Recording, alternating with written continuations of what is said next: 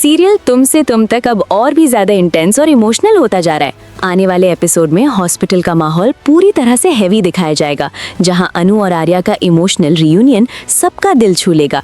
इस वक्त अनु के चेहरे पर दर्द, डर और उम्मीद सब एक साथ नजर आएंगे।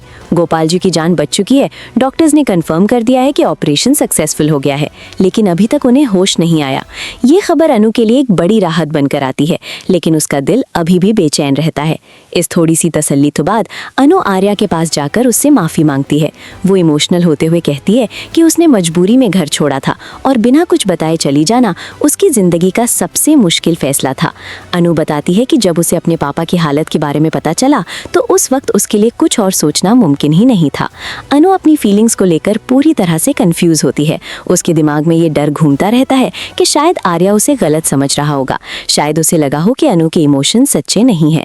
वो अपना गिल्ट छुपा नहीं पाती और आर्या के सामने टूट जाती है। आर्या बिना कोई सवाल किए, बिना कुछ कहे अनु को अपने सीने से लगा लेता है, जैसे वो उसके हर जज्बात को समझ रहा हो। इसी बीच पुष्पा जी अचानक वहां आ जाती हैं। जैसे ही उनकी नज़र अनु और आर्या पर पड़ती है, दोनों को एक साथ देखकर वो बिल्कुल हैरान रह जाती हैं। उन्हें समझ ही नहीं आता कि ये सब कब और कैसे हो गया। रूम का माहौल एकदम से बदल जाता है और टेंशन और बढ़ जाती है। आगे चलकर जब गोपाल जी को होश आता है तो वो हार्ट अटैक के पीछे की असली वजह बताने लगते हैं। ये सच अनु के लिए एक जबरदस्त शॉक बनकर सामने आता है, क्योंकि उसने कभी भी ये सोचा नहीं था कि बात इतनी गहरी होगी। अनु रोती हुई अपना फैसला सुना देती है कि अगर वो शादी करेगी तो सिर्फ आर्या से ही करेगी और किसी और से कभी नहीं। ये बात सुनते ही गोपाल जी का रिएक्शन बहुत ही अग्रेसिव हो जाता है। वो गुस्से पर कंट्रोल नहीं कर पाते और अनु को जोर से थप्पड़ मार देते हैं। अनु बिल्कुल स्टन रह जाती है और उसे समझ ही नहीं आता कि अब इस इमोशनल तूफान का सामना वो कैसे करेगी।